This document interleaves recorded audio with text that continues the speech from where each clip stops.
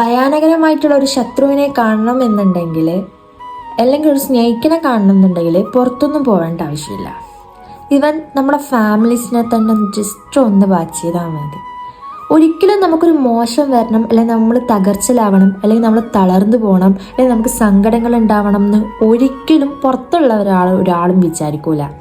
അതൊക്കെ വിചാരിക്കുന്നുണ്ടെങ്കിൽ നമ്മൾ അകത്തുനിന്ന് നമ്മൾ അത്രമേൽ സ്നേഹിക്കുന്നവരും നമ്മൾ നല്ല സൗഹൃദമുള്ളവരും നമ്മളൊരു എന്താ പറയുക പാലും തേനും മാതിരി ഉള്ള ബന്ധുക്കളുണ്ടാവും. ഓരൊക്കെയാണ് വിചാരിക്കുക നമ്മൾ ഇപ്പുറത്ത് നല്ല ബന്ധമൊക്കെ ഇരിക്കുവേ, ജസ്റ്റ് നമ്മളൊന്ന് തിരിയുമ്പോഴത്തേക്ക് അപ്പുറത്തുനിന്ന് നമ്മളെ പച്ചരിച്ച് തിന്നുന്ന കുറച്ച് മനുഷ്യന്മാരുണ്ട്. ഇതൊക്കെ എന്ന് വെച്ചാൽ ഈ ഒരു സ്വഭാവം എല്ലിൻ്റെ ഉള്ളിൽ കുത്തിയിട്ടുള്ളതാണ്.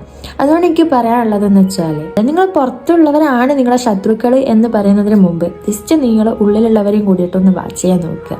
പുറത്തുള്ള ശത്രുവിനേക്കാൾ ഏറ്റവും കൂടുതൽ നമ്മൾ ഭയക്കേണ്ടത് ഉള്ളിലുള്ള ശത്രുവിനെയാണ്.